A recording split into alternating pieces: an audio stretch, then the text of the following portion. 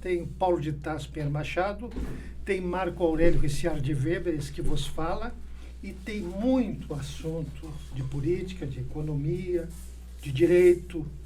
Também temos esporte, futebol, os dois aqui são gremistas. Diretamente Porto Alegre, Rio Grande do Sul, Porto Alegre gelada nessa semana, e diz que vai se prolongar até a semana que vem, né? Tem chuva a partir de terça-feira ou segunda, só não quero que chova amanhã sábado, que eu tenho serviços a serem executados lá em casa, inclusive, como sempre, né? É verdade. Quem tem casa, né? Quem tem casa tem sempre despesa com a casa. É verdade. E eu não paro de gastar com aquela casa, né? Feliz é o Paulo de Tarso, que mora em apartamento. Né? Mas eu também tenho despesa para fazer. Mas pelo menos goteira tu não tem. Não, casa. não tem. Já tive, mas não tenho agora, não tenho mais. Goteira na cabeça tivemos na enchente, goteira na cabeça, nos pés, na cintura, tivemos na enchente em 2024, que o governo Lula enviou bilhões de reais aqui para o governador Eduardo Leite, que não enviou sequer um projetinho lá para Brasília. Estamos à mercê de um El Niño que se aproxima, e esse El Niño parece que vai ser um dos mais violentos do século, desde o século XIX, o mais violento de todos. Chegou agora um cafezinho para o Paulo, não mandaram para mim, né? Estão me boicotando, né? Marco Polo me boicotando, o Gabrielzinho morrendo de rir, não sei com o quê, com a desgraça alheia, o Marco Polo. É, né? É, o Gabriel. Tá achando graça? Não, passa para ti, veio para ti, eu não quero isso. Esse cafezinho tá maldito aqui também, né? Estão me boicotando? Eu acho que não, acho que foi um lapso.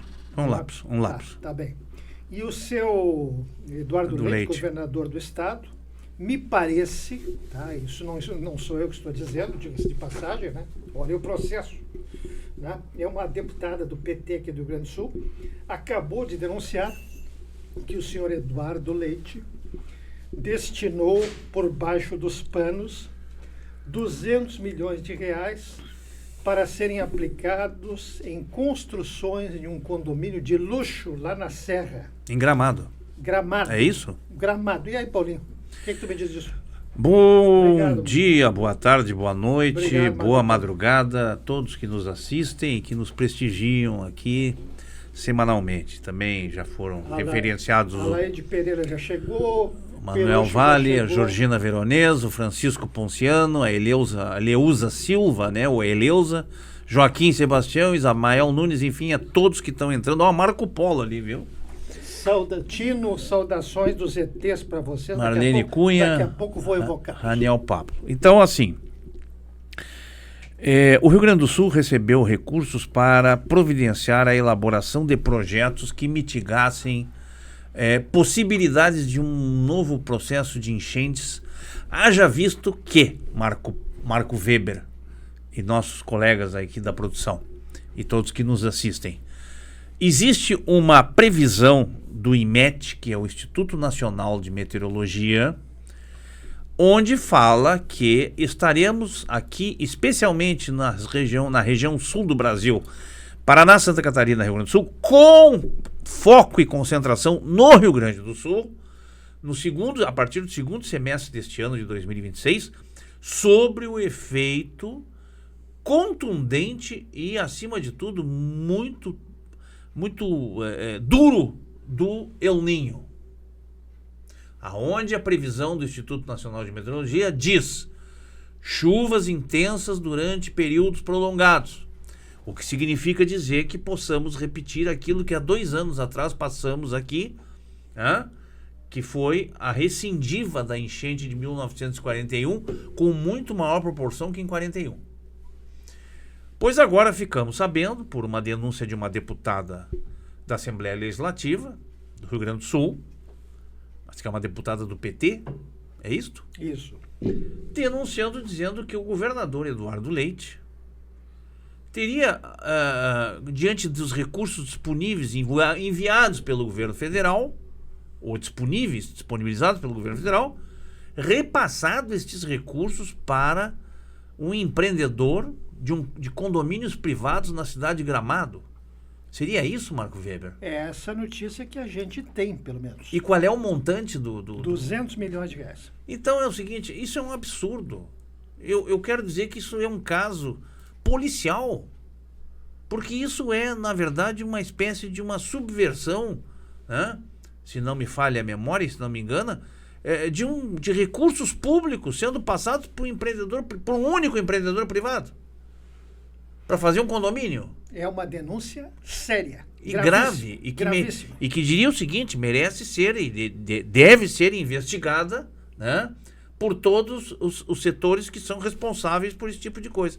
Então, assim, é inconcebível, né, é inominável uma atitude como essa, se é que ela é realmente, ela tem esta fundamentação, né, de que nós ainda não temos um projeto sequer para mitigar os impactos de uma nova recorrência da área de enchente, do setor do que aconteceu no Rio Grande do Sul. Parece que o governador deu uma explicação lá, um tanto estranha, dizendo que os projetos ainda estão em fase de elaboração. 2 anos e pouco. Mas então uma pergunta é a seguinte: duas coisas podem estar acontecendo. Ou a denúncia não tem fundamento, ou a explicação do governador não tem fundamento. Aliás, eu não acredito que uma deputada fosse fazer uma denúncia vazia, né? Eu acho que as duas coisas, a explicação e os próprios projetos, não têm fundamento, porque 2 anos. É verdade. 2 anos. É verdade. É verdade. E é uma falta isso dito pelo governo federal, né? E é uma falta de responsabilidade do governador total. Total. Esse governador mediático, incompetente. É verdade. Um governo incompetente no Rio Grande do Sul, e que é uma vergonha para o Estado, né, que já foi um dos estados mais sérios da federação. Né, queria ser presidente da República, hein? Imagine o Brasil na mão de um cara desses. É verdade. É o rei da mídia. É isso aí. Há poucos dias nós conversamos aqui, e vocês que nos ouvem e que nos assistem vão se lembrar disso, né? Nós falamos aqui que o Rio Grande do Sul clama por desenvolvimento. O estado do Rio Grande do Sul é um estado que clama por desenvolvimento.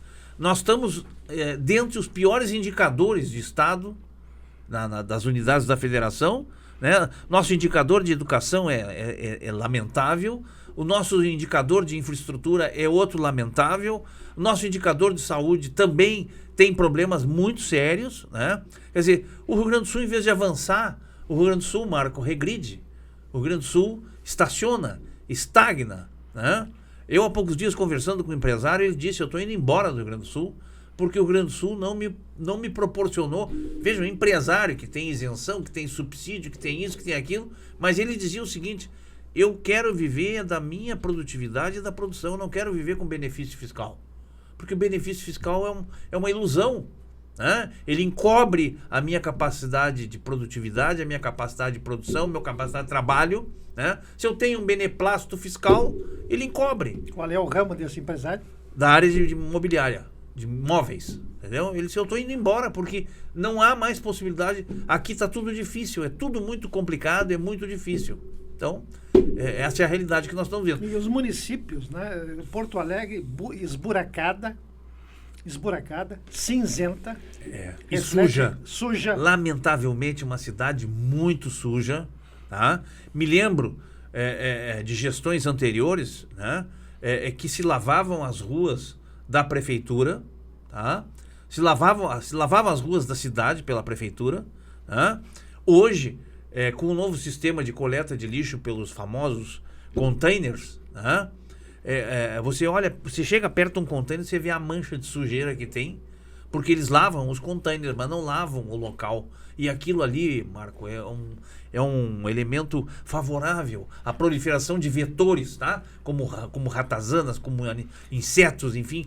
Sem contar os fios deixados exatamente. pelas concessionárias. Exatamente. Que, aliás, esse é um problema. Eu, enquanto presidente da Companhia de Energia... Pessoal, vão participar, né? A energia vivia um problema muito sério, porque havia uma proliferação, inclusive... Luiz Dias, aquele abraço, está de volta. aquela questão de proliferação das redes de internet, né, de fios digitais, e que não ocupavam os postos, não pagavam nada, e nós tivemos que muitas vezes tomar medidas, inclusive notificávamos, né, não sabia quem, até porque parece ter uma coisa, vamos dizer assim, meio que proscrita, feita na escuridão da noite, né, aparecia de repente uma instalação de fios num poste que não sabia de quem era e de onde é que vinha. E nós mandávamos retirar. É um horror completo. Completo. Então, o Estado, para concluir, o Estado se ressente de um processo de desenvolvimento. Nós regredimos em todos os indicadores que eu falei, da educação, da saúde, da infraestrutura, né? Porto Alegre também agora resolveu fazer um processo, meu ponto de vista. Aliás, eu quero dizer o seguinte: Porto Alegre é administrada por semáforos, por sinaleiras. Aqui nós chamamos de sinaleira, né? Sim. Porto Alegre, o tráfego é administrado por semáforos. Aqui tem a absurda incongruência de ter um semáforo, uma sinaleira, como quiserem chamar, com menos de 30 metros de distância da outra. Não há tráfego que possa performar e que possa andar. E nós temos em Canoas também. Canoas, além da buraqueira insuportável, nós temos lá para os lados do centro, em direção a Matias, também sinaleiras de 30 em 30 metros. Um absurdo. E outra questão, Marco. A legislação de trânsito não concebe mais a existência dos famosos cucurutos, que são aquelas lombadas físicas nas vias. A lombada tem que ser substituída por uma lombada eletrônica. Muitas vezes sem sinalização. E sem sinalização. Tu arrebenta a tua suspensão do teu carro. E é um elemento propício a acidentes, sabe por quê? Porque uma pessoa mais distraída dirigindo o carro, e acontece, ela não se dá conta da lombada e ela freia em cima da lombada e o que vem atrás, acompanhando o fluxo, bate nela. Então, é uma coisa impressionante. A cidade de Porto Alegre ainda tem lombadas físicas, quando a própria legislação de trânsito proíbe e manda substituir a lombada física pela lombada eletrônica. E aí tu vai aonde para se ressarcir do problema? Não vai a lugar nenhum. Tu arrebenta rodas, pneus, amortecedores. Tu vai aonde? Com um papelzinho lá na Cúria Metropolitana, ali em Porto Alegre, na Praça da Matriz. Para reclamar ao bispo, certamente. Reclama, né? Ao bispo. É só o bispo que só pode reclamar, né? Porque o prefeito, ele não está aí nem aí para isso. Não, né? O prefeito quer restaurar pracinhas, né? Pracinhas, que nem com o dinheiro da prefeitura, é com a iniciativa privada pagando a pracinha. É isso aí, que assume a responsabilidade. Ele vai embelezar a orla. É isso aí. É isso aí. Essa direita neoliberal é uma piada. É uma piada. É uma piada pronta. É verdade. É verdade. Canoas é um horror. Canoas entra uma administração, sai outra. É uma buraqueira infernal. Tu desvia de um buraco, cai no outro. Tem buraco fazendo aniversário. Né? E Canoas tem um problema, né, Marco? Tu sabes que tu mora lá? Canoas é uma cidade dividida por uma BR, né? Que, aliás, tem somente dois viadutos de acesso. Duas passagens. Que no horário de pico, aquilo é um inferno na terra. E há quantos anos está isso, né? Eu me lembro que tinha um problema que parece que agora o governo federal resolveu, que era a Charlau, lembra? Em São Leopoldo. A Charlau parece que agora tem uma solução viária ali de um viaduto que foi construído. Mas isso porque trancava. Isso é São Leopoldo. Né? Mas veja bem, o governo federal é que tomou a iniciativa de resolver o problema. Por quê? Porque a jurisdição ali da BR-116 é federal. Então jogam um jogando para o outro. Agora estão construindo um túnel na Domingos Martins, em Canoas, que além de ser um túnel que vai levar uma data para ser construído, ele prejudica todo o trânsito da 116. Então, de manhã é outro inferno na Terra. Meu Deus. Às vezes eu venho para cá, quando eu vinha para cá de manhã, quando a gente fazia as gravações de manhã, eu me atrasava um horror, lembra? Tu lembra disso? Sim. Também. É o verdadeiro caos. Que horror. É pior do que vir da Zona Sul de manhã para o centro de Porto Alegre. Aliás, já tem muita gente, viu? E o nosso produtor aqui, o nosso responsável técnico, Marco Polo, mora na Zona Sul. Tem gente que está optando em fazer o seguinte: vai de carro até o embarcadeiro, pega o aliscafo que vem de Guaíba e desce aqui no mercado, que é muito mais rápido que vir de carro pela Zona Sul. Porque tem dias que tranca tudo e não chega aqui a tempo, entendeu? Eu fico a me perguntar, hoje eu vim de Uber, né? À tardinha eu vou com a minha esposa de volta para Canoas. Mas é muito mais interessante vir de Uber hoje a Porto Alegre, porque tu paga muito mais de estacionamento. Esse é outro problema. Né? Eu fico a me perguntar, daqui a 5 anos, como estará, se não for feito um investimento mais pesado, mais forte, como estará o trânsito na capital e grande Porto Alegre? Eu vou te dizer o seguinte, Porto Alegre é a única cidade que concebeu um sistema de transporte limpo, né, ambientalmente limpo, que foi o famoso aeromóvel. Lembra disso, Marco? Luiz Dias falando aqui que em Caxias o problema dos semáforos é o não sincronismo. É isso aí. Ao invés de ir abrindo, vão fechando. É isso aí. Pois é, Luiz Dias. Eu fico perguntando aos prefeitos se as prefeituras não têm engenheiros de tráfego. Não, eles têm engenheiros de receita. Que aí as multas proliferam. A engenharia de receita funciona, que é uma maravilha, né? A Gringolândia, eles são especialistas em economizar. É isso. Né? E apoiar o bolsonarismo. Né? Mas aqui parece que o problema é o prejudicial ao público, né? Porque o fato de não haver semáforos não sincrônicos, né? Isso implica em um atraso da circulação, da mobilidade, da fluidez do trânsito na cidade, né? Eu sei que, por exemplo, Caxias, a grande avenida ali, a Júlio de Castilhos, que entra em Caxias e vai até lá ao final da BR-116, quem vem pela outra via, outra rodovia, que é aquela rodovia que passa por São Sebastião do Caí, enfim, que entra pela Charlau, né? Essa Avenida Júlio de Castilhos, ela é repleta de sinaleiras. A cada quadra tem uma sinaleira. Tu imagina o tempo que o camarada leva para chegar lá na BR-116. Eu me lembro. Lembra disso? Lembro. E eles têm um sistema parecido com o de Curitiba, porque a via de baixo ela vem no sentido contrário, que são os chamados... como é que chama? Tem um nome específico que em Curitiba eles chamam isso, que são as vias rápidas, né? Então, assim, esse é um problema seríssimo, né? O não sincronismo, né, de uma via que... O Vini diz que prefere o diabo a Deus de crente. Tá certo, Vini, abraço. Mas eu vou fazer uma consulta aqui, porque eu falei como vai estar o tráfego em Porto Alegre, aqui em Porto Alegre, daqui a 5 anos. Consulto quem? Os ETs? Os ETs, é isso aí. Vamos lá. Atenção. E o mantra, e o mantra.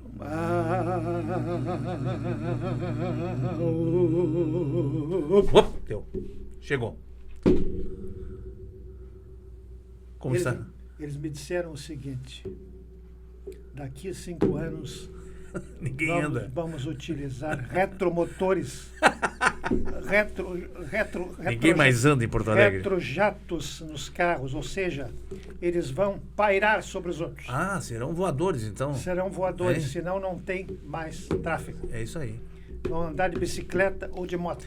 Engraçado, e tu sabe que tem uma coisa, Marco? Porto Alegre é uma cidade que você ia da Zona Norte à Zona Sul com muita rapidez. Hoje, se você tem um compromisso, você tem que sair no mínimo 1 hora antes para chegar no horário aprazado. Senão não chega. Aqui mesmo, eu moro bem perto do centro, sabe? Semana passada fecharam a rua para asfaltar. Porque é um outro problema, né? Por que eles não asfaltam no sábado, no domingo, à madrugada? Mas porque senão não tem ninguém para ver que eles trabalham. Eu entendeu? já falei nisso 500 vezes aqui no programa, que em São Paulo se asfalta na madrugada. As obras públicas são feitas à noite. À noite, evidente. Para não atrapalhar o tráfego. É isso, mas aqui não. Aqui no se Rio Grande faz... do Sul é tudo às avessas. É isso. Aqui em Porto Alegre e no Rio Grande do Sul, não sei nas demais cidades, mas, por exemplo, pego Porto Alegre, que é a cidade que eu moro, se faz exatamente na hora da maior conflagração de tráfego. Que é para esculhambar. E também para dizer o seguinte... Na verdade é esculambar. A engenharia deve dizer o seguinte: é bom porque nessa hora eles veem que nós trabalhamos. Senão eles não vêm. De noite não tem ninguém para ver. E sábado e domingo também ninguém vem para o centro, então não vê. Mas a obra pronta, a satisfação de mostrar à população é na hora da obra pronta, na hora da inauguração. Isso. O político gaúcho não se dá conta disso. Não. Não se dá conta, lamentavelmente. Vamos interagir, pessoal. Vamos contar. Como é que é na cidade de vocês, hein? Tem muito buraco? Pessoal que nos acompanha aí, por favor. Digam de onde estão falando. José entrou. José, um abraço. Abraço ao José. Iraci. Que chuste. Pô, esse aqui é um código de barra. Roseli Pires, Iracema Martins. Vamos dizer de onde vocês estão nos acompanhando e nos respondam. Tem muito buraco na cidade de vocês? Vamos falar aí, vamos interagir. Edileuza Gonçalves, Irani Moura. Vamos dizer de onde vocês estão falando. E se tem muito buraco na cidade de vocês, se as ruas são esburacadas e se a cidade é limpa. Não é? É verdade. O José Carlos Magalhães também, que nos dá o prazer da sua participação. Eu quero dizer uma coisa seguinte, eu acho que é importante. Todo gestor público ele teria que ter 3 coisas dentro da cabeça. Né? A primeira é a eficácia, que é atender os objetivos com respostas às demandas das comunidades. A segunda é eficiência, é fazer tudo isso com menos recursos, trazendo mais economicidade. E a terceira questão é a efetividade, ou seja, a prefeitura precisa ser efetiva, ela não pode virar de costas para os problemas. Há poucos dias eu vi um problema sério no município do interior, não lembro o nome, tá?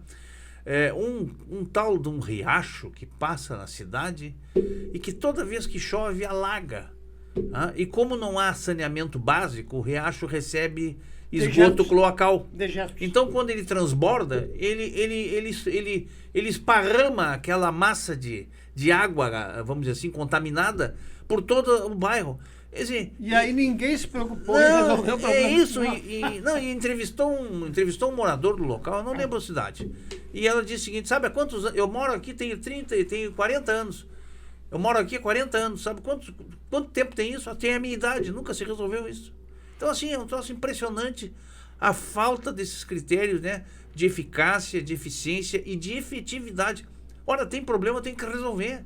Tem que resolver, não adianta passar Tu mesmo, Marco, tu morava numa cidade que é a segunda cidade em população do Rio Grande do Sul. Canoas hoje é a segunda. Eu moro. E mora numa cidade? Não, eu digo morava não, tu mora numa cidade. Acabei lá, né? E passaste por um problema sério. Eu caí numa cidade lá. E tu passaste por um problema sério, que foi a enchente, que tu tivesse a tua casa, tu tivesse que sair no segundo andar da tua casa de barco. De barco. Foi isso? Exatamente. Tá? Tivesse um prejuízo, vamos dizer assim, astronômico, tá? No mínimo 60, 70 mil. E eu te pergunto, qual é a garantia que tu tem que não vai acontecer isso de novo? Tu tem alguma certeza? Nenhuma, porque me parece que estão atrasadas as obras dos dias. Tá? Entende? Então, assim, é um troço impressionante. Os prefeitos têm, mas é que falta recurso. Mas não falta recurso, por exemplo, para fazer outras bobagens. Tá? Não falta recurso para fazer outras bobagens. Não falta recurso para liberar áreas do município para empreendimentos milionários. Para isso não falta recurso. Então, assim, é uma coisa que eu acho que a chamada vontade política. É isso aí. Olha aqui o Luiz Dias dizendo que aqui em Caxias, Luiz Dias, nos trechos que costuma usar, as estradas são boas e a cidade é limpa. Que bom. Ponto positivo. Parabéns à Prefeitura de Caxias aí. Agora, a questão da falta de sincronismo na sinaleira está pecando. Aí não tem eficácia, não tem eficiência, né? Porque tem um cálculo que se faz, que se chama a matriz de transportes de uma cidade, que é para o consumo de combustível. Houve uma época que Porto Alegre tinha, proporcionalmente, o consumo de combustível mais caro comparado a São Paulo. Olha só. Por quê? Porque nós tínhamos, por exemplo, nós fazíamos retorno de mais de 1 quilômetro para voltar para um lugar de partida. Porque a cidade não tinha. Agora melhoraram um pouquinho, enfim, tem alguns lugares, mas ainda continua tendo lugares que a gente tem inflexibilidade. Você tem que fazer o retorno lá a 800 metros para poder voltar para o local de origem. Quando eu morei na Ípica, a Ípica, felizmente, tem vários acessos. Tá? Sim. A Zona Sul tem vários acessos. Mas o grande problema de chegar na Zona Sul, nos horários de pico, é que tu acaba convergindo para o mesmo engarrafamento de sempre.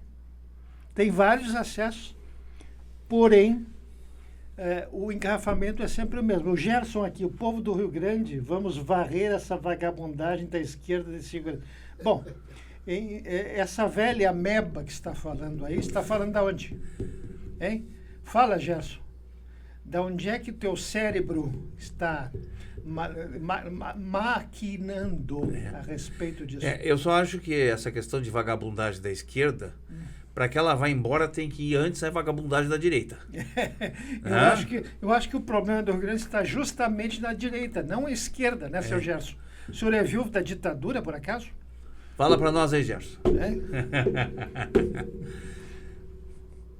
Sou de Santo Ângelo, vagabundos e ladrão. Mas então Santo Ângelo está assediando a ladruagem e a vagabundagem, é isso? Maravilha, e aí eu pergunto, Gerson, tu tá em que lugar? Tu tá fora da vagabundagem, da ladruagem ou tá dentro? Tu generalizou a nossa capital das missões aí, né? Cidade que tem importância no contexto missionário e no histórico das missões, né? Eu acho que nem todo mundo em Santo Ângelo é vagabundo e ladrão. Pois é. Mas é assim, aí a generalização é essa. Mas não adianta, né? A meba velha não adianta. É isso aí, vamos lá. Vamos lá. Vamos falar agora do absurdo que aconteceu ontem no Congresso, sobre a questão... Diga, porque ontem foi aprovada, ali sim foi aprovada uma vagabundagem muito grande pela maioria de direita. Né? O Gerson respondeu que é esquerda e todos ladrão. Então tá. Bom, então tá bom. Se tu não consegue separar quem é o ladrão do certo, eu vou te dizer, vai faltar polícia. Vai faltar polícia. Porque se todo mundo é ladrão, entendeu? Inclusive eu tô achando que tu tá te incluindo nisso, porque tu tá dizendo que são todos ladrão. Eu quero dizer que eu acho que tu tem que definir quem é que é ladrão. E qual é o lado do cara e qual é a cor do cara. Porque pra dizer pra polícia que tem ladrão aí, nós temos que identificar quem é o cara. A cor do cabelo, o óculos que usa, a cor dos olhos, não é isso? Exato. Tamanho, altura... Se é gordo, se é magro. Você sabe bem que a esquerda é maléfica. Mas vem cá, a esquerda... Para aí, Jair, só um pouquinho. Agora tu tem que me ajudar nessa. Tu sabe que quem tentou dar um golpe, tentou matar 3 personalidades da República não foi a esquerda, foi a direita. Não foi isso? Exatamente. O que foi um documento chamado Punhal Verde? Foi feito por quem? Mas ele não sabe, acho que o pastor dele subverteu. Será que é isso, Gerson? Será que tu esqueceu disso? Será que quem foi responsável pela morte de 700 mil pessoas na pandemia foi alguém da esquerda? Foi o Lula que matou os 700 mil? Hein? Foi o Lula que disse que não era coveiro? Ora, Gerson, pelo amor de Deus, né? Bota a tua cabeça no lugar, meu amigo. Mas vamos lá. Ontem o Congresso Nacional, caro Marco e prezados internautas, capitaneados por uma quadrilha mafiosa que tem dentro do Congresso, chamada Centrão, e mais os partidos que são ditos de oposição, que se opõem ao governo Lula, né? Derrubaram os vetos do presidente e com uma medida, e nessa derrubada de vetos, Marco, aprovaram um verdadeiro escândalo. Sabe o que eles aprovaram? O presidente tinha vetado essa decisão. Pois eles derrubaram os vetos e é o seguinte, a medida que eles aprovaram ao derrubar o veto é a seguinte, eles estão permitindo que os portadores de mandato, portanto os deputados que têm mandato, usem os recursos das emendas parlamentares para a compra de votos. Isto é um escárnio, isto é uma verdadeira absurdo, né? De onde é que tu tirou essa ideia, Gerson, foi lá dos sites da direita, lá dos fake news, que o Lula embolsou 300 milhões? Que me conste, o Lula foi preso e foi libertado porque não tinha provas contra ele. Será que tu não entendeu isso? Mas, ou então tu é adepto daquela figura chamada o Marreco, né, o Quen, do Paraná, chamado... Como é o nome dele? Até esqueci. Sérgio Moro? Sérgio Moro. Tu tá no tempo da Lava Jato? Tá. Que isso, Gerson? Acorda. Desperta. Mas vamos conversar. Vamos voltar. É mais grave do que isso. E a medida, na verdade, sabe o que ela impacta, caro Marco e prezados internautas? Ela impacta a renovação do Congresso. Porque isso é uma questão injusta, iníqua e assimétrica.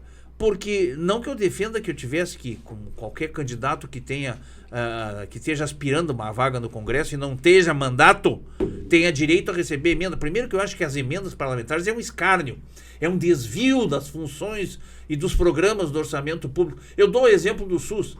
O SUS deveria ter 246 70 milhões, vamos arredondar. O Sul 246. deveria ter o ano passado 370 bilhões de orçamento para atender a saúde do brasileiro. Pois o SUS no ano passado teve 246 bilhões. Portanto, faltaram 134 bilhões de reais. E sabe onde é que estavam esses 134, Marco Weber? Nas emendas parlamentares. No bolso dos deputados. Pois agora eles aprovaram, ao derrubar o veto do presidente Lula, eles aprovaram que qualquer candidato com mandato e que tem emenda, use o dinheiro das emendas para comprar votos para a eleição. Sabe o que é isso? A perpetuação da vagabundagem dentro do Congresso. Este Congresso que recebeu o apelido, claro que não são todos, tem uma minoria lá que luta honestamente, trabalha de forma... Né?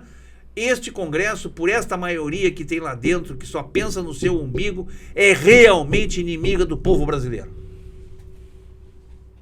Bom, o seu Gerson está extrapolando. Mas eu acho que o seu Gerson surtou, né? Porque o negócio dele é contra a esquerda. Eu acho que está faltando... Ele não olha à direita. É isso? Está faltando paroxetina aí nele. Acho que o volante dele não vira para a direita, só vira para a esquerda, é isso? Não, mas é bom porque essas figuras aparecem no programa aí para dar um... Aí ele ainda quer o Zuco governador e o Van Hitler... E Sanderson, e Osmar Terra.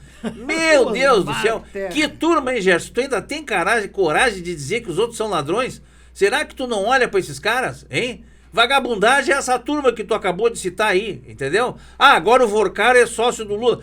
Que me consta, não foi o Lula que foi pedir dinheiro pro filme do filho do Bolsonaro, não é isso? Aliás, é impressionante. Impressionante. A mentira dessa gente é um troço que é chocante, cara. Não, é como eles assimilam a mentira, né? Eu acho que eles não têm noção do mundo em que eles vivem. Eu acho que eles vivem numa bolha. Não, tu acha não, eles vivem numa bolha. Vamos consultar os ETs sobre o que eles pensam dessa gente? Atenção. Agora vamos consultar os ETs.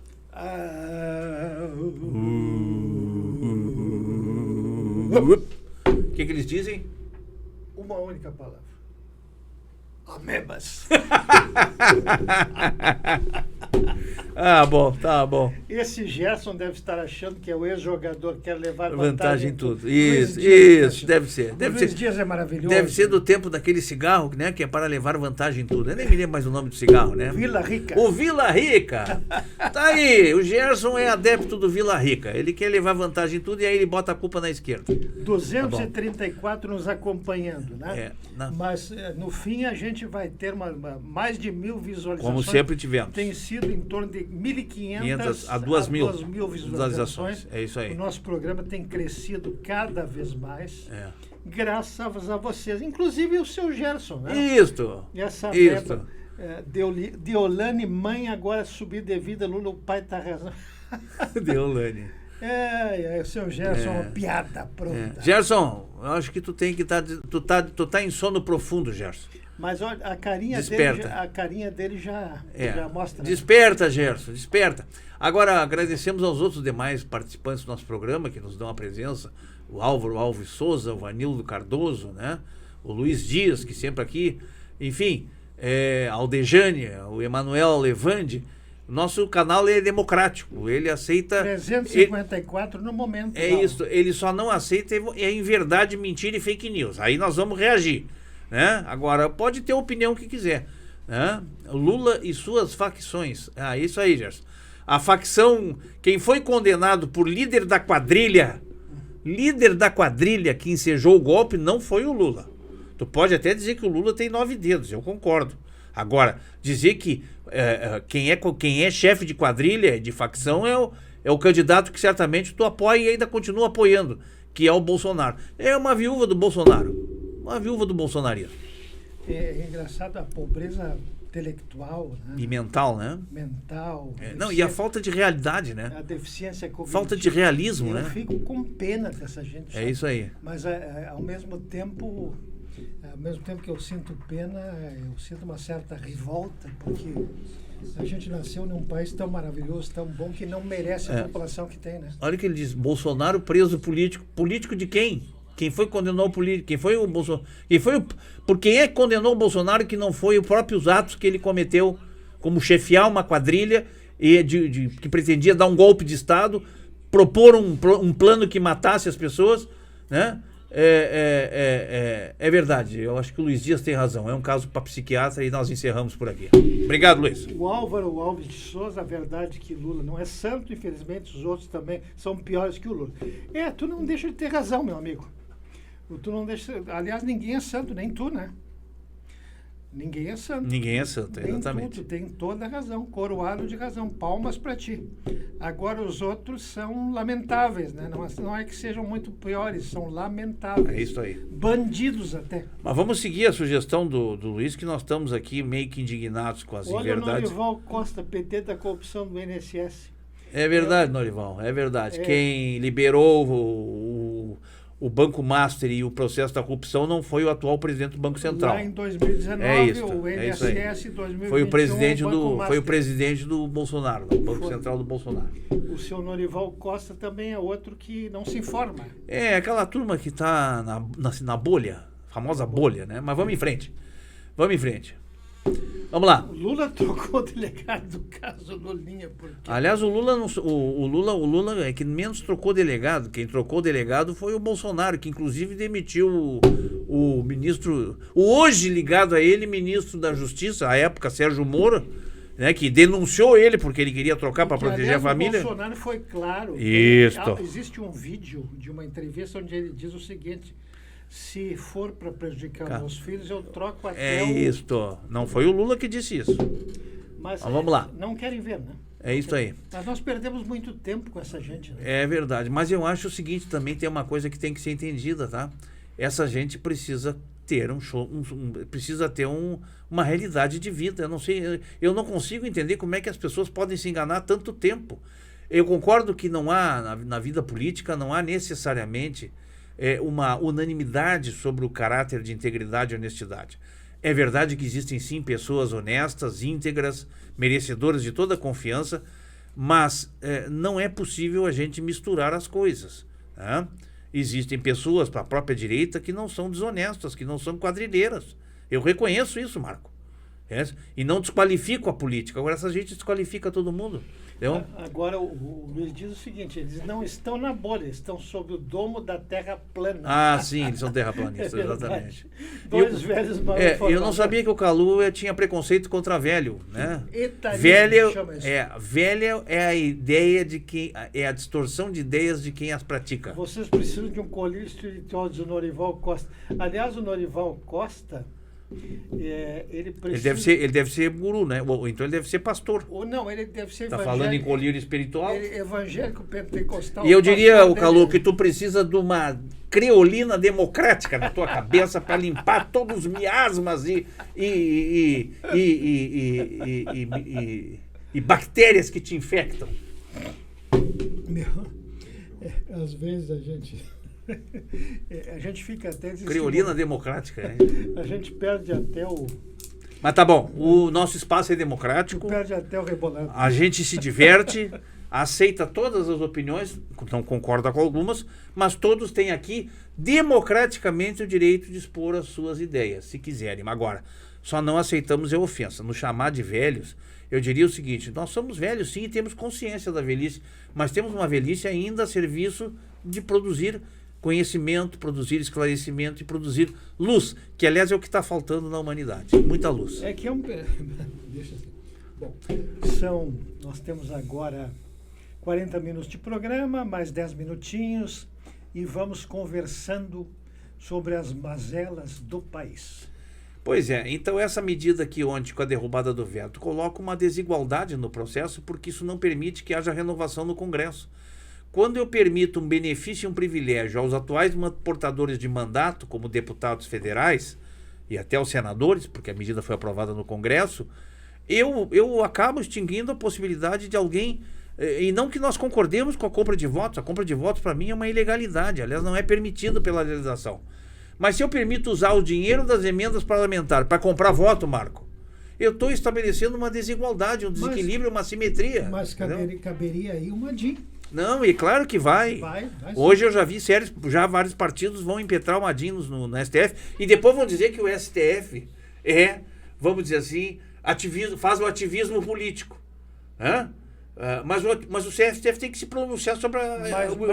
Mas hoje ou ontem, o grupo que eu tenho aí, um dos amigos dizendo que não adianta, porque o presidente e o STF é quem decidem, os 594 deputados não têm poder decisório. Mas como é que vão... nós temos que ter um poder, o poder moderador tem que ser o poder judiciário, não existindo poder moderador, que na monarquia é representado pelo rei ou pelo imperador, um dos poderes tem que ser a balança, e a balança é o judiciário. Pois é, mas eu vou mais adiante. A moderação só se faz com o cumprimento da lei, entendeu? E da capacidade de regulação. E quem nos dá capacidade de regulação é cumprir o que a Constituição determina. Por isso, meu querido Marco Weber e nossos demais internautas, o STF é guardião da Constituição. Ele não pode contrariar, sob pena de, inclusive, incorrer num erro de prevaricação. E não pode. O povo brasileiro não entende que o STF não age de ofício. Tem que dizer isso 500 mil... Ele só age quando demandado. Quando demandado, quando provocado. Perfeito. E em direito, a palavra provocar significa requerer. É isto. O Paulo, uma linguagem prática, o Paulo é um ministro do STF. Eu, Marco Aurélio Ricciardi Weber, sou um advogado representante do Marco Polo Camargo, que tem uma demanda, tem um processo, tem uma queixa a fazer. Um litígio, né? Um litígio. Eu já estou falando queixa porque o litígio é linguagem, é juridiquês. É isso. O Paulo o Marco tem uma queixa. Ele não se agrada de alguma coisa, ele está sendo prejudicado. Que numa instância inferior não foi decidida a favor dele. Ou se sente prejudicado por alguma coisa. Ele é presidente de uma associação, né? Porque no STF não pode, como pessoa física, ele não pode ingressar. Sim. Né? Ele tem que presidir uma associação, uma entidade. Um ente. Um ente. Ele é da Associação dos Aposentados do Brasil, presidente da Associação dos Aposentados do Brasil. Ele procura a mim, que sou um advogado, que vou representar essa associação, que é representada por ele. Isso. E vou levar a queixa dele ao ministro Paulo de Tarso, que vai decidir se aquilo... À luz da Constituição. E se aquilo é inconstitucional ou não. Perfeito. É isso. Aí o ministro Paulo de Tarso vai examinar a questão à luz da Constituição, como disse o Paulo de Tarso. Ou seja, no frigir dos ovos, o ministro Paulo de Tarso está examinando algo que foi provocado por uma associação, por uma entidade pública, por um ente público. Uhum. Ele vai decidir à luz da Constituição se aquilo é constitucional ou não. Então, o ministro Paulo de Tarso não agiu de per si, não agiu por si só. Ele agiu por representação, por provocação de uma entidade pública. Tá? Porque no Supremo Tribunal Federal, uma pessoa física não pode agir, não pode provocar, como se faz aqui na primeira instância, no foro da sua cidade, o juiz da sua cidade. Já na segunda instância, que é no caso do Rio Grande do Sul, em Porto Alegre, o Tribunal de Justiça, como na sua capital do seu estado tem o Tribunal de Justiça do seu estado, também não pode o cidadão comum agir. Age por representação. Tá? É verdade. É isso. Pelo amor de Deus. Vamos entender? Ou precisa desenhar?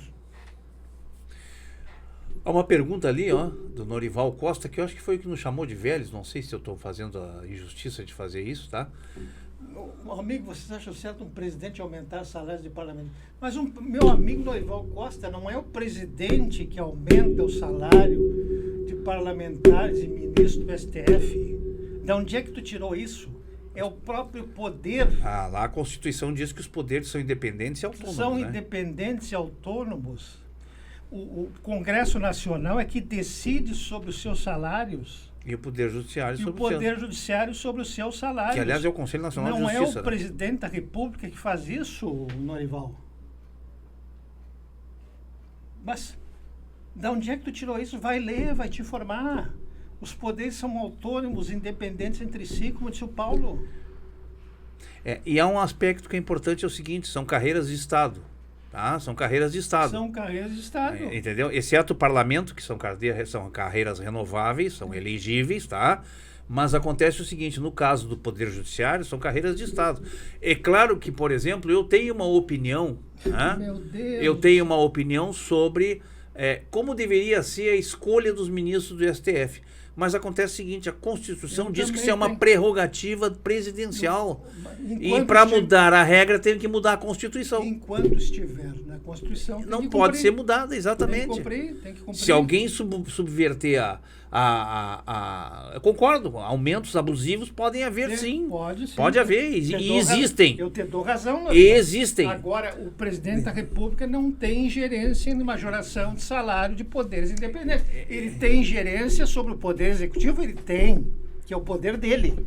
É verdade. Agora, ele não define o aumento de salário dos parlamentares e nem do Poder Judiciário. Isso é prerrogativa dos poderes, que segundo a Constituição, artigo 8º, se não me falha a memória, os poderes são autônomos, independentes e harmônicos entre si. É isso que diz a Constituição. Não é o presidente que define. O presidente define do poder executivo, sim. Aqui, os funcionários do poder executivo são regulamentados. Os salários são regulamentados pelo presidente da República. Sim, mas eu diria que homologados, porque o que define são as carreiras. As carreiras é que definem. Tá? Claro. O Poder Judiciário tem suas carreiras. E o Legislativo é uma questão interna. Por exemplo, o presidente da República certamente não deve concordar com as emendas parlamentares, mas ele não pode negar as emendas parlamentares, porque é uma medida... André, muito obrigado, viu? Está gostando do papo? Claro, a gente está aqui em nome da verdade para elucidar. É verdade. E legalmente também. Eu sou advogado, Paulo economista. Exatamente. E não concordamos com aumentos abusivos, e mais, nós não concordamos com a má distribuição de renda nesse país. Esse país tem 300 bilionários que detêm 17% da renda nacional do PIB, né? Que somado ao setor empresarial, que recebe 25 bilhões anualmente de subsídios, aliás, perdão, 25 não, 800 bilhões de subsídios, passa a incorporar 25%. É óbvio que nós temos um país injusto com má distribuição de renda, né? Os 75% restantes da população disputam o que sobra. Então é injusto. Achamos que o salário mínimo é o suficiente? Não. O governo vem se esforçando para melhorar, mas não é suficiente ainda. O salário mínimo hoje deveria ser... Quanto, Marco? 7 mil reais? É isso? É 4 mil reais? No mínimo 6 mil, 7 mil. No mínimo 6 mil e 7 mil reais. Então, é óbvio que nós somos contrários à injustiça que consagra nesse país. Precisamos de maior equilíbrio, precisamos de maior igualdade, não igualdade, de equidade na distribuição da renda. Agora, evidentemente que nós não podemos contrariar a Constituição, temos que mudar a Constituição para melhorar isso. Agora, por exemplo, vejam aí, por que criticamos a extrema-direita? Porque a extrema-direita tem trabalhado ultimamente contra o povo. Ultimamente não, sempre, porque sendo o extremismo de direita trabalha contra o povo. O que eles querem fazer? Quais as PEC que estão sendo propostas no Congresso Nacional nos últimos anos? Tem alguma que beneficie o povo? Tem alguma que beneficie o cidadão brasileiro? Pelo que nós vimos aqui, que vocês veem, tem PECs que estão querendo fazer o quê? Modificarem a PEC do quê? A PEC da... Me relembra aí, Paulo. Na jornada de trabalho. Jornada de trabalho. Que em vez de ser 6x1, passa a ser 5x2. A PEC da jornada de trabalho proposta pelo governo é substituir a escala 6x1 por 5x2. 5x2. O que a extrema-direita quer? Agora quer a jornada de 52 horas tentando desgastar o governo e prejudicar o trabalhador. Isso é e aí são coisas cristalinas. Isso é um retorno à escravidão. E são coisas com carteira assinada. São coisas cristalinas que estão aí no nariz de todo mundo. E vou dizer mais, hein? Já existem muitas empresas no Brasil, aliás, meritoriamente, tá? Que já estão adotando o sistema 5x2, sabe por quê? Declarado por um empresário no Congresso Nacional. E está em vídeo, é só procurar no YouTube. Sabe o que ele está dizendo?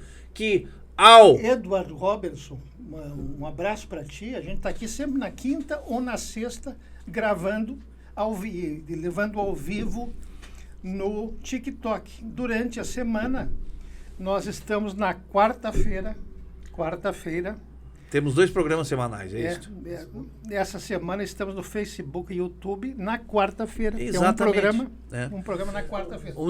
Nós poderíamos estar em casa, aliás, quem nos chamou de velho, eu quero dar um recado. Nós poderíamos estar em casa, Marco, como velhos, talvez, esperando a morte. Mas a morte vai nos pegar trabalhando. Eu pelo menos, a inteligência cósmica ouviu o que eu disse certa vez, que eu ia morrer trabalhando. E pelo jeito continuaremos trabalhando. Então é o seguinte, nós estamos aqui dedicando um espaço... Obrigado, André. Mais uma vez, muito obrigado. Estamos aqui dedicando espaço e vejam, o nosso canal não pede like, não pede para se inscrever, não pede nada, porque nem monetizável ele é.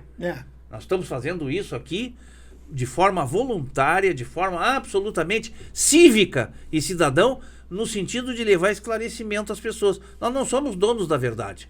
Apenas estamos fazendo questão porque este país passou a professar uma linguagem, Marcos e internautas, tá? Que é a linguagem da mentira. A mentira se transforma em verdade em 24 horas. Né? Por exemplo, agora nós estamos assistindo uma grande mentira, né? De que o candidato à presidência da República, Flávio Bolsonaro, não tem nada a ver com o Vorcaro. E hoje ele declarou no Congresso ontem, dizendo que ele quer CPI. Ele vai se complicar mais, porque ele tem tudo a ver. E o Vorcaro, se fizer a delação, vai dizer que ele está envolvido. Mas lá dentro do Congresso ele trabalha contra, não adianta. Pois é. Então, uma palavra fora, outra isso, tem uma palavra que vai e a outra, e 2 que vem. Então, o que nós fizemos aqui é um trabalho pedagógico de esclarecimento às pessoas que ainda não conseguiram enxergar a luz, que não vem um palmo na frente da verdade. E toda mentira que é repetida se transforma em verdade. Nós, como cidadãos, estamos indignados com isso e vamos colaborar para que a sociedade... Não pedimos que se inscreva no canal, não pedimos like, não pedimos nada porque o canal sequer é monetizável. Fizemos isso, né, Marco? Claro. Em nome do nosso dever cívico. Estamos colocando dinheiro do bolso aqui. Do bolso para fazer isso. Com estúdio, com produção. Isso aí. Né? Isso então aí. Aqui, e a nossa pauta é livre. A gente não entra aqui com pauta pré-estabelecida. Com certeza. E a gente interage com vocês com toda a boa vontade do mundo. E mesmo às vezes sendo desrespeitado por alguns que entram aqui, nós garantimos o direito democrático de se manifestar. Portanto, o canal tem uma essência democrática. Agora, nós não aceitamos mentira e inverdade, né?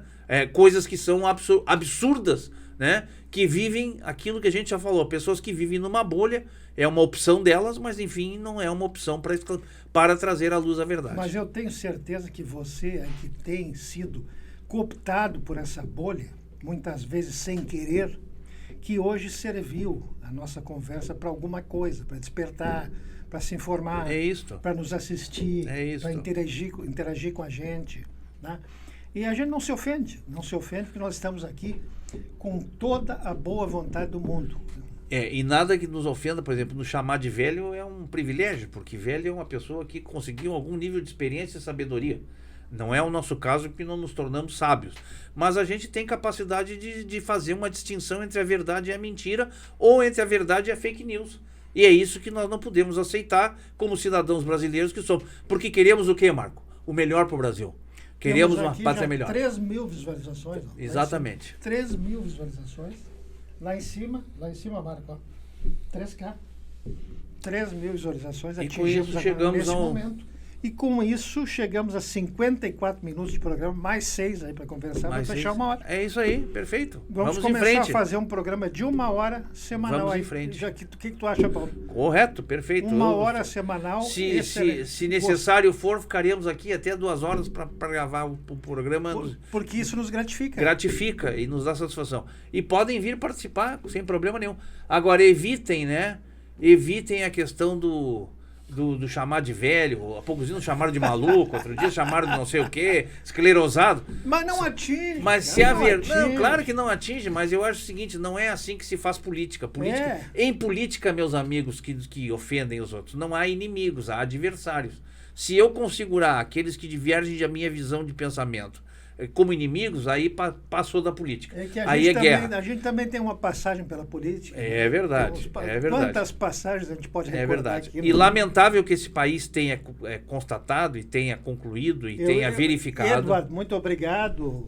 Eu gostaria de envelhecer com essa lucidez. Vocês estão de parabéns pela iniciativa. Isso que nos incentiva a prosseguir. Exatamente. Mas, por exemplo, nós não concordamos em saber o que aconteceu nesse país recentemente, né?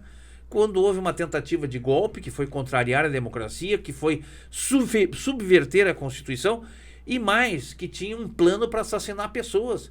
Isto não é política, isto entrou na seara criminal. O Marco é advogado, sabe bem disso. Entrou na seara criminal. Ah, não, mas não matou. Mas se pensou em matar, já cometeu crime. Claro, correto? Claro. E aí tem gente que vem com aquela tese de crime impossível. Quando se trata de tentativa de golpe, a gente entra naquela seara, como tu disseste, né? Bem a palavra, entra-se na seara de que se o golpe estivesse implantado, não seria punível. Sim. Não seria punível. Então se pune de antemão, porque a tentativa de golpe é como se o golpe tivesse existido. Exato. E porque ele já contrariou o princípio constitucional. Entenderam, gente? Entenderam que o golpe já está sendo punido, porque se ele fosse desencadeado, ele já teria existido. Com certeza. Daí a diferenciação. Não adianta vir com aquela história, foi só tentativa. Não existe tentativa. Foram as velhinhas de batom que eles dizem, né? De Estado, né? Foram as velhinhas de batom, né? Imagina uma postagem que eu vi um dia desses, daquela que defecou em cima da mesa. Aquela, coitada da velhinha, saiu enfraquecida. Não se enganem. A velhinha tem muita maldade dentro daquele corpo. Ou ignorância, né? Ou ignorância. A velhinha deveria ter ficado, era presa. Lá onde ela estava. Porque tenho absoluta certeza que ela não se arrependeu de nada do que ela fez. Porque ela tinha experiência, ela tem experiência suficiente para discernir. Para discernir sobre os atos que ela cometeu. Tenham certeza absoluta. Até parece o golpe começou nas urnas. Moisés, tu não aprendeu nada, né? Não, ele aprendeu, ele está dizendo o seguinte, que parece que o golpe começou com o Alexandre de Moraes, na verdade não. Entendeu? Ah, sim. É o contrário. Moisés ao contrário. Então, eu interpretei mal. Olha, o que acham do MST? Na verdade, o MST é um movimento social que hoje, viu, é responsável por colocar produtos alimentícios na nossa mesa. Porque a agricultura de exportação, o agronegócio, né? O que ele exporta? O soja, o milho, o frango, a carne. Que é o que realmente alimenta. Alimenta, mas que é precificado como commodity em dólar. Agora, o arroz, o feijão, a batata, o aipim, as verduras, as frutas, exceto as de exportação, elas são produzidas pela agricultura familiar. Entendeu? E o MST esclareceu isso através do seu líder, do seu coordenador, o seguinte: o MST não invade, ele ocupa para chamar a atenção de uma coisa que é constitucional, chamada a exigência da reforma agrária em terras improdutivas. Não em terras produtivas, em terras improdutivas que não estão sendo usadas para efeito de produzir alimentos e produzir, vamos dizer assim, a comida para a sociedade brasileira e que são objeto de especulação. Então, o MST chama atenção. Agora, é claro que quando usarem de violência, isso será condenável, porque isso estará fora da Constituição. E o que diz a Maria Walfer? Melhor que isso, só se fosse verdade. O MST é um bando de arruaceiros e invasores de propriedade. Então, o que dizer, né, Maria Álvaro, do bando que programou o golpe que queria matar a gente? É mais do que arruaceiro, né? Hein? É mais do que arruaceiro. São bandidos criminosos, né? Entendeu? É isso. Bom, eu gosto muito da Bahia, o Johnny Garcia. Eu gosto muito da Bahia, principalmente do Rio Vermelho, em Salvador, né? Gosto muito, gosto bastante. Gosto da índole do povo baiano.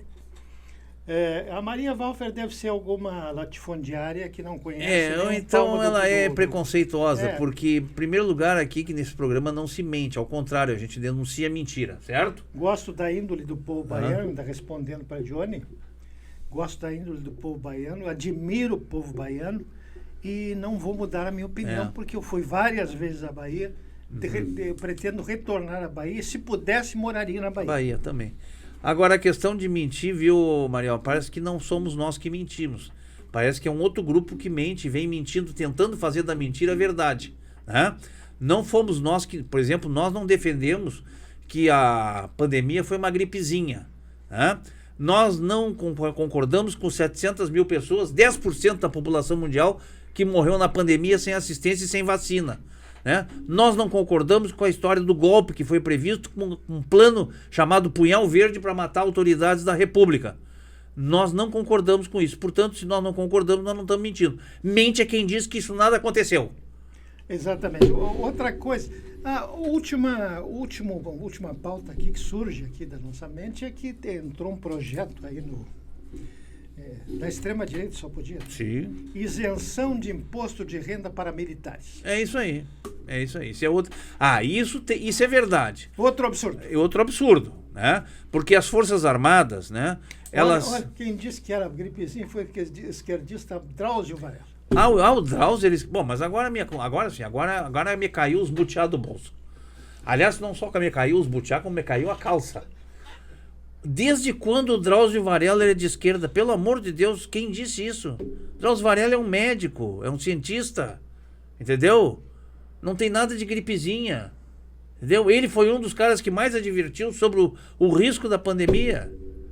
Que isso? Não, mas é outra doente. Deixa ela e vamos falar sobre esse se ela acredita em mentiroso, né? E vamos falar sobre... Vai ver que ela se impactou com a nossa verdade e está nos chamando de mentiroso. É sempre assim, é a negação, é a projeção da negação, né? Bom, então vai ao maldita, vai tomar banho, tá? Tchau pra ti. Se o teu problema é a esquerda, liga o seta e bota a direita, então, assume o que tu é. Bom, meu querido, então vamos falar... encerrar uma hora de programa. Vamos falar sobre esse projeto aqui para terminar. Projeto isentando os militares... do imposto de renda? Do imposto de renda. Isso é um absurdo. Isso é um absurdo. Né? Porque existe uma narrativa, inclusive nas Forças Armadas, de que as Forças Armadas, especialmente o Exército, era o poder moderador da República. Está o artigo 147, 148, que foi defendido por aquele... Por um jurista gagá. Jurista gagá. Aquele sim é gagá. Né? Então, assim, isso é uma inverdade. Na verdade, as Forças Armadas são subordinadas e submetidas ao Presidente da República, que é o comandante em chefe das Forças Armadas. Agora, são guardiões da Constituição. O Exército não pode achar que é um setor privilegiado. Não pode. Mas tem gente que diz assim, ó. Tem gente que diz assim, mas um general, mas o que é isso? Afrontaste um general? Mas quem é um general na fila do pão? O que a Andréia está falando ali é uma verdade. Ó. Ela disse que só conseguiu a casa com o programa do governo. Claro. O governo Lula, do Minha Casa Minha Vida, porque o governo Bolsonaro, ao contrário, não construía mais casas. Ó, Luiz Dias, se você perguntar aos ETs sobre esse assunto do Dr. Drauzio, eles vão cortar o contato. Então, para encerrar, vamos consultar os ETs. O que eles dizem? Atenção.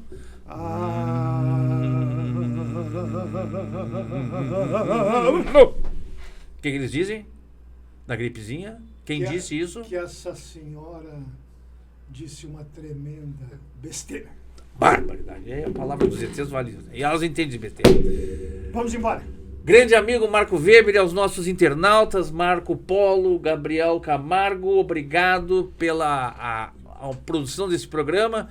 Estaremos aqui em breve gravando o próximo programa que irá ao ar na quarta-feira que vem da semana que vem. É isso? Tchau para vocês. Mentira, Maria Walter, vá pro...